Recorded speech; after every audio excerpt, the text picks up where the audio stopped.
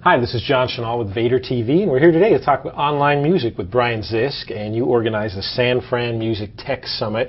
You've been a fan of online music for 10 years. Brian, welcome. Thank you. So let's talk first about the state of online digital music right now. Right. A bunch of music companies have decided to listen to Steve Jobs, get rid of DRM, but we were talking earlier, and you said it's not exactly going away totally. Right. So tell us where it's at right now. Well, I mean, it's a very interesting situation because there's the future of music, and then there's the future of the large record companies. And they may not necessarily be aligned. So what we have are the labels have traditionally wanted to lock up their music so other people can't take it without paying. Right.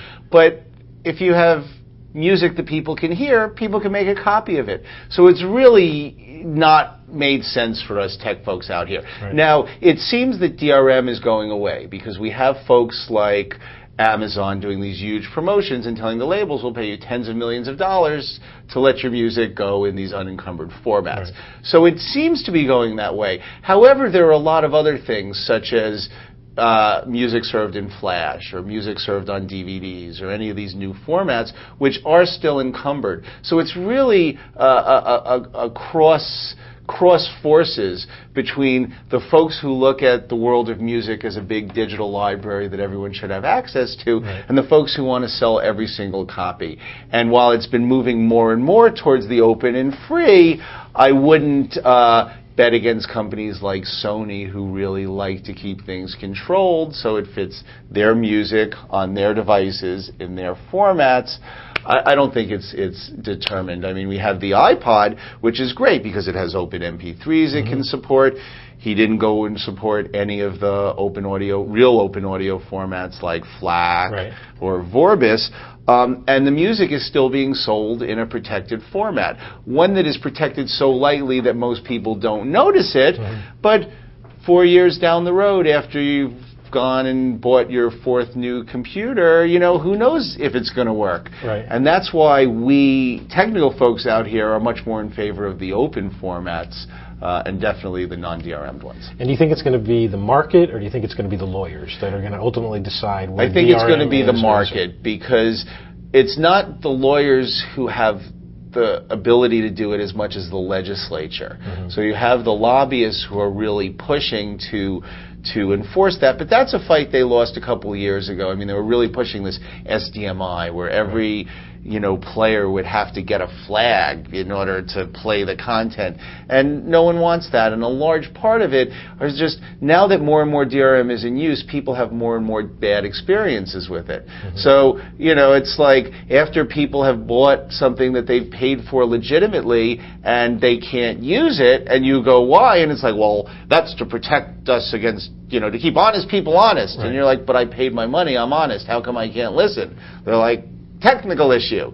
So you have situations where the copyright aggregators have pushed it too far, like right, when Sony basically, changed the registry of everybody's computer for inserting their CD. You'd have a CD and you'd insert it and it would say, will you allow us to install this software? You'd click no and it would go and install software. Yeah. And when you have abuses like that, the legislature isn't going to side with you. Right. So on that side, it's still a market equation, and it's only because some of these folks like Sony have so much market power that it's not a dead issue yet. And last thing on DRM, overseas.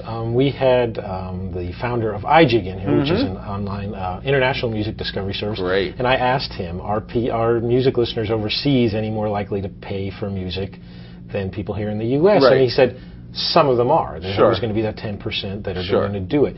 But what have you seen, or how do you think it's going to play out overseas with DRM when a lot of the companies pushing for it are these multinational conglomerates, and really where a lot of the new users are in the emerging markets where most people, I don't think. Yeah, there's less. It's going to be less DRM overseas because one would say, oh well, in these countries like Romania, they will lock it up more. But what we find are that the most oppressive laws are really pushed on these countries by the United States. I mean, folks like Brazil feel that everybody should have access to everything.